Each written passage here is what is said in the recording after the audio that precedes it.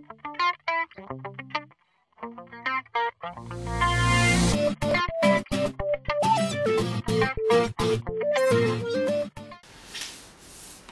toeles tzedakah gedol meod. Now, the greatness of tzedakah, the benefits of tzedakah are very great. Ki tzedakah molei tamid, because tzedakah helps constantly. Ki tzorchei haguf hem rabim meod, because the necessities of the body are tremendous. There are a lot of things that people need. Afilu achreichius hem rabim gedolim, and even the basic things that we need are tremendous. There are a lot of these things. Like food and drink and clothing and apartments. These things could take up a lot of a person's time trying to make money for these things. And they could take up a person's days and a person's years just trying to make money to buy an apartment or to continue supporting his family, to have basic food on the table, and to have basic things that he needs. And they take a person away very much from serving Hashem. Actually, the problem of money, or the inyan of money, is something that takes a person away from Hashem more than anything else. Once I heard that there's, in many aspects, you could say that it's even worse than Pagama Bris, when a person does an Aveira of other types of Aveiras. So most other Aveiras, you can go back to serving Hashem. You could do tshuva, you realize what you did is wrong, you did a clear Aveira, and you're going to do tshuva. A person went to McDonald's and ate a hamburger, a cheeseburger, so he knows that what he did was wrong, and he could do tshuva. It's easy, and he can go back. And it could be he learned a lot of Torah yesterday, and it could be he's going to learn a lot of Torah tomorrow, and he's going to steig, and he's going to grow up and develop himself in serving Hashem. But when a person falls into the taiva, the desire for money, so he could, even not the desire, even the basic needs, and he runs after his basic needs, so he could end up completely enveloped in running after physicality, and running after basic things that he needs for his livelihood. And that will take his mind away from serving Hashem completely, and it could be that a person running after his own basic needs will end up feeling like he has no time to serve Hashem, will be completely distracted from serving Hashem. And that's very dangerous, that's very bad. Now, even though serving Hashem in such a fashion, by running after or trying to fulfill a person's physical needs, like buying food is for sure a mitzvah if you don't have any food, and having a house for your family is for sure a mitzvah, and raising children to go to Talmud Torah and to study Torah is for sure a mitzvah, and by supporting such a thing, by supporting your own family, it's for sure a mitzvah. As the Gemara says, the Gemara Ksuba says, who is a person who does tzedakah constantly, at all times? He's a person who feeds his children, because he's doing tzedakah after the age of like 6 or so. You don't technically have to support your children. So if you're supporting your children after 6, it's technically tzedakah.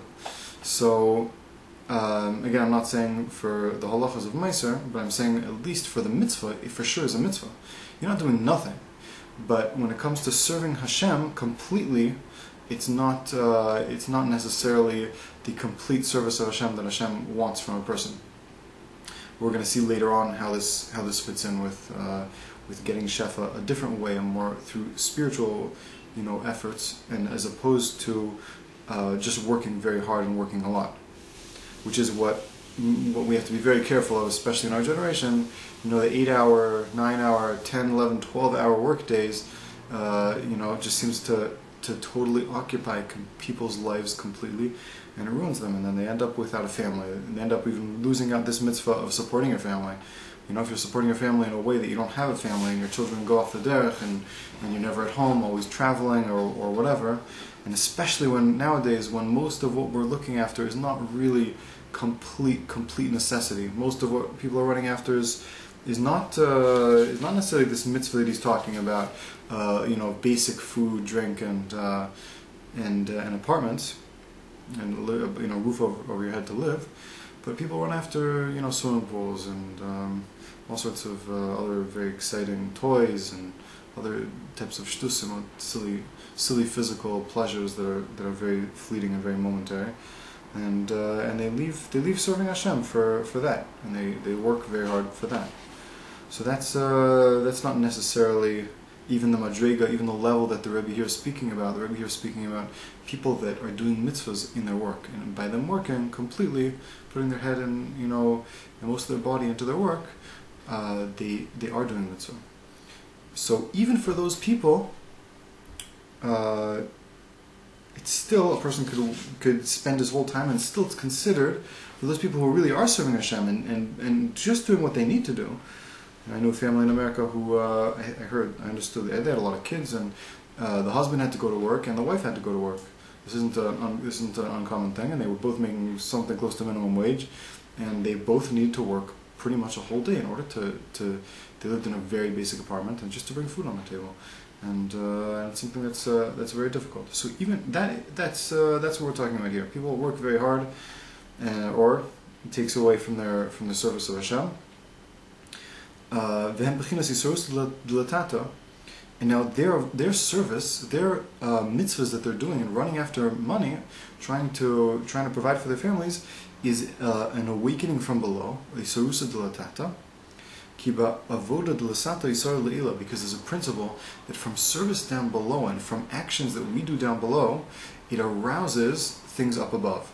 So this is the basic principle for Ishtadlus, the basic idea why we actually go out to work in order to make money, is that through doing physical actions here down in this world, we arouse an upper light, that through those upper lights are the source of all plenty and all goodness in this world, and those upper lights develop and come down to this world in a way that comes and develops into money, and that money comes back into the person's hand.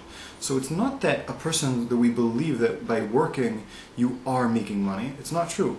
By working you're arousing upper lights, upper mechanism, upper kedusha, and that upper kedusha, it comes back down to a person in hopefully money of kedusha, holy money that comes back to a person. Ki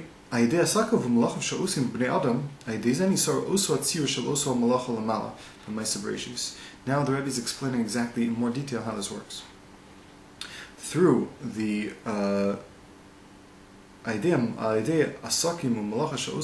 through the work and the dealings that a person deals with here in this world,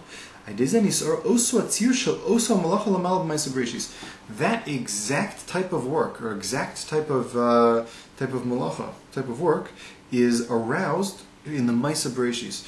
When Hashem created the world, we're going to see in a second, Hashem created the world with all of the malachas, the 39 malachas, so to speak, and Hashem rested on Shabbos.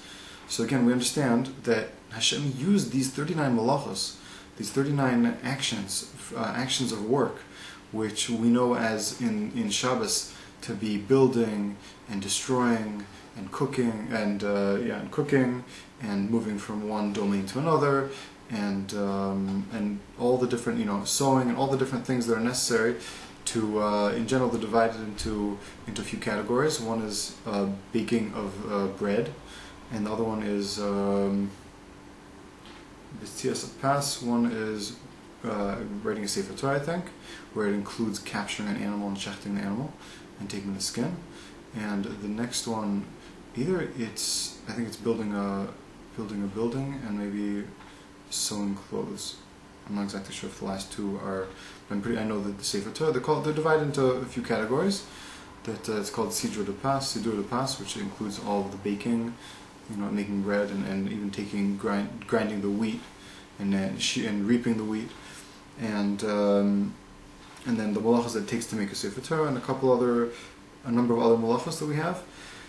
That those are the 39 malachas that Hashem kiviyachal, in a very spiritual way, obviously, used in building and creating the world. So on Shabbos he rested, and that's why we rest from those 39 malachas, because those are the fundamental principles of every malacha that we do in this world can be broken down spiritually into one of those 39 malachas. So when we do a malacha, we do work, even if it's not actual necessarily a 39 malacha, it could be you're talking, it could be you're doing something else. So that work, it relates to one of the 39 malachas, and it actually arouses one of these 39 malachas. Now, the 39 malachas aren't bad. We see that Hashem created the world with them. So even though on Shabbos it's asur, it's forbidden for us to do these 39 malachas, during the week it's okay for us. And when we do it, what do? We're actually arousing the fundamental root that the world was created with. The world was created using being built from these 39 malachas.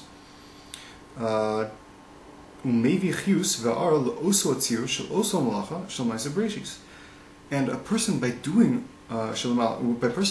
one of these works, let's say a person's a builder, and a person is building, and that's one of the 39 malachas in a very simple sense. He's giving chiyus, he's giving energy, to that form, and to that specific malacha, meaning he's giving power to the aspect of building, which the 39 malachas in Maaseh Bereshis, in the creation of the world, that the world was created with one of these ingredients, 39 aspects and powers or ingredients that Hashem created the world with during the creation of the world, during the 6 days of creation, and a person's giving power to the building aspect of it when a person's building. This is a very simplistic explanation.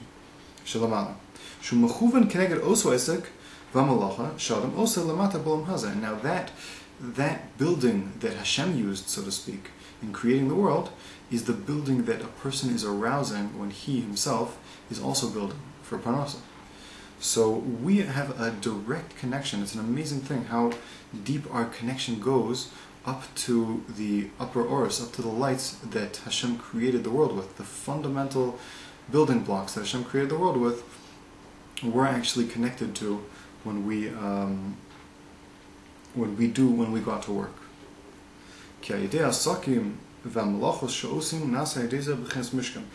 Because through the dealings and through the things that we do, we make a mishkan. Now he's going to explain how this, he's going to explain more in detail. Now, through our actions become a mishkan, become a sanctuary. And again, this obviously should be with the proper kavanah. A person should do his malacha with the kavanah of giving tzedakah, either also to his children, also to the 10% meiser, or the chomesh that he gives, or whatever tzedakah that a person gives. If he gives more, or he should have intention that what he's doing is a complete mitzvah and he's serving Hashem. Or if he's doing something like kiruv, he should be thinking about something like that also. But certainly the main kavanah, the Rebbe says in other place that when thinking about parnasa, when your kavanah, when you're doing parnasa, should be that you should have tzedakah, you should have money to give to tzedakah. Through your mitzvahs, you're making a mishkan, you're making a sanctuary. And what are you making when you're building? You're making a sanctuary for the light of building itself to rest. Let's say one person's a writer. So the world was created with 39 ingredients, as we said before. One of those ingredients is writing. It's one of the 39 malachos that's asur on Shabbos. When a person is writing during the week, and he's a writer, he's writing for even a newspaper, even just stories or something that happened. It wasn't. It's not something not nevera, as Hashem, and it's not a mitzvah. So his writing becomes a sanctuary for the ingredient of writing that the world was created with. So it actually becomes a sanctuary for tremendous high oros, high lights. Now he's going to explain. Ki kol malacha kalulim b'lamates malachos. As we said, all of the malachos, all of the work that we do in this world, is included in the 39 malachos that Hashem created the world with, and 39 malachos that are asur on Shabbos. Shem avos malachos, which are the fathers of malachos, the principal malachos that we have on Shabbos. Avos miklal dika toldos, and now they're called avos, they're called principal malachos, 39 principles, because they have toldos also. They have a secondary or developed or lesser category, smaller category of malachos.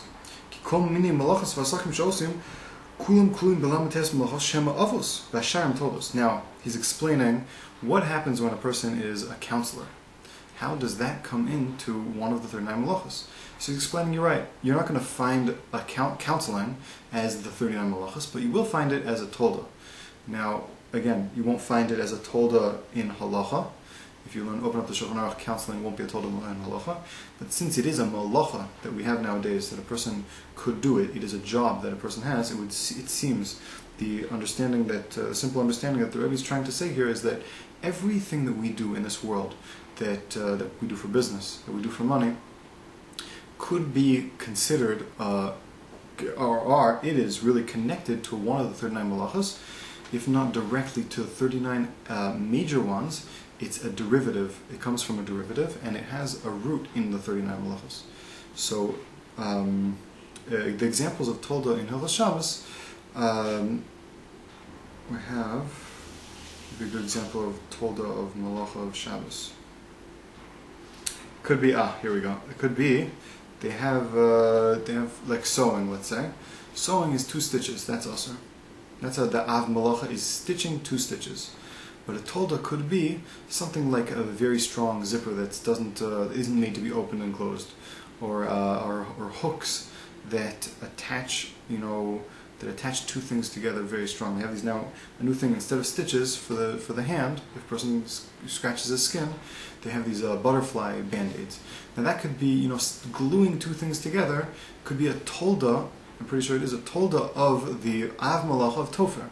So Tofer means literally 2 stitches. And the only way you're going to be Asr, it's going to be Asr for you to do attaching 2 pieces together, 2 things together on Shabbos, is going to be if you were to do 2 stitches.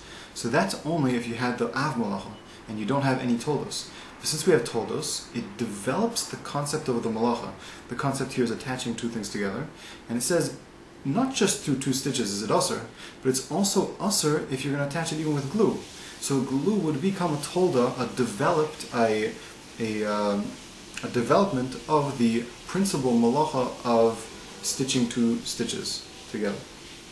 So everything in the end comes to a Tolda of, even something that's not an actual Malacha would be categorized as a Tolda of an Av Malacha, and will be connected to one of these fathers, one of these principal Malachas that we have on Shabbos. They're all included in the Lamates 39 Malachos. Shem Avos Vasham Tovos. Lamates Malachos Keneged Malachas Mishkan. And the 39 Malachos are parallel, relate to the Malachos that we also did to build the base of the Mishkan. That's where we learned the whole Lamates Malachos. We learn it out of the Mishkan. We don't learn it. We don't look kabbalistically to see what Malachos Hashem did in creating the world, and decide from there that what the 39 Malachos are. But the 39 Malachos were learned in the Torah. They're learned out of the Mishkan. That all the Malachos that we had to do in the Mishkan, all the Malachos we had to do in the Mishkan, like building the Mishkan itself, actual like attaching pieces of metal together and pieces of wood. There's machlokas whether it was korbanos or the fire they needed. They passed things from one domain to the next. They did avara. They did all sorts of all the 39 malachos within creating the Beis Hamikdash, within creating the Mishkan. And the Mishkan again is a sanctuary for the resting place of Hashem's kedusha. The rabbis clearly said this in the Gemara that the 39 malachos are parallel to what? Parallel connected Meleches HaMishkan, the creating of the Mishkan. Now you could add, now he says here, he brings a Zohar, what I was about to say, that Tzirud de Mashkana Ketzirud Uvda de Bereshis. Now the spiritual form of the Mishkan is equal to the spiritual form of Maisa Bereshis, of the creation of the world. Now what is this coming to tell us? It's coming to tell us, very simply, that the world is created as a sanctuary for Hashem. This is a very simple principle that we see from here, that the world is a sanctuary for Hashem. It is a Mishkan for Hashem. And just like Hashem made the Mishkan, which is we made the Mishkan in this world, which is the physical place that Hashem rests His kedusha in this world. His holiness is found in the Mishkan, now in the Beis Hamikdash, which is a permanent Mishkan. Mishkan, again, the word of Mishkan means to rest. Mishkan. Or Lishkan means to rest. Mishkan means resting, like a resting place. So this world is Hashem's palace, so to speak. This should be Hashem's palace. Unfortunately, because we don't accept his rule. There is no real king without a kingdom, and therefore Hashem is not. We haven't properly crowned Hashem as king over this physical world, but that's what this world is. This world is supposed to be a complete Mishkan for Hashem. So we see this through the connection of the 39 Malachos, that we created the Mishkan, we built the Mishkan using these 39 constructive acts, and Hashem also created this world using these 39 constructive acts. So now we're going to attach this back into how we do parnasa, how we make parnasa, and when we make parnasa, when we act towards having a parnasa, we actually build up in Shemaim. We draw down oros from Shemaim. V'adam osa malacha. Now a person, when he does malacha, when he does work, simple work, tzirudu gufa ketziru de mashkana. A person is also like a mishkan. So when a person does work, nimtza shayadesha adam osa malacha v'asakav. When a person himself does work, then he is like Aideza Nasa Bechinas Mishkan. He's creating, or he becomes a Bechina of a Mishkan. He's building himself up, so to speak, and he's becoming a Bechina of a Mishkan. Now this is when he does it properly, the way he's supposed to. When he does his work properly, he gives light to that power of Maisa Bereshis, that one of the 39 Malachos. V'ukium ha'olam, and it sustains the world, because the world is continually sustained by these malachos, these oros. Nimsa shegam zehu avodas havara. Now this is still. It turns out that this is also serving Hashem. So we are serving Hashem by creating. We're giving ha'ara, koach and ha'ara l'maisa bereshis. We're giving power to the original creation that Hashem created in the world. Hashem created the world, and we're continuing to sustain it by doing our malachas. This is in a very high spiritual sense. I don't know how we can bring it down to a more low understanding of this, but I think it's meant to be understood in a much higher, in a very high level, that when a person does malacha, he's actually sustaining the spiritual aspect of the sustenance of the world. It does not mean that he's sustaining the physical aspect of the world. That's not what you're doing. When you're doing malacha, you're going back to the lamed tes malacha. So Maisa Bereshis, at least this is how it works with a Jew, and he's sustaining the root of the world. The root of the world, which is rooted in the 39 malachos. That Hashem created the world in 39 malachos, and he apparently continues to create it with 39 malachos, and it needs ha'ara. It gets koach and ha'ara of Maisa Bereshis, the action, the original action of creation, the 6 days of the week. And by us going out and doing parnasa, any type of parnasa, anything that we do of any sort, whether we succeed in making money or don't succeed in making money, we are actually supporting the world. We're supporting the world by giving light, energy, to the Maisa Bereshis, to the creation of the world itself. And this is how we sustain. This is how we are doing mitzvahs, according to what the Rebbe is saying here. This is how we do mitzvahs when working. Also, again, to add to what we said before, that he says here, Afal pishigam hem ba'atzman, hem gam ken avodas haborisbach. Also, you could say that there is other mitzvahs, simpler mitzvahs like tzedakah, that a person is doing for his family and for other people when he's working. But the Rebbe seems to be focusing here mostly on the fact that he's sustaining the whole world when he works, which is even bigger aspect to say I'm sustaining the whole world than I'm just giving a couple $100 to tzedakah every month. And that's we'll stop at that for now.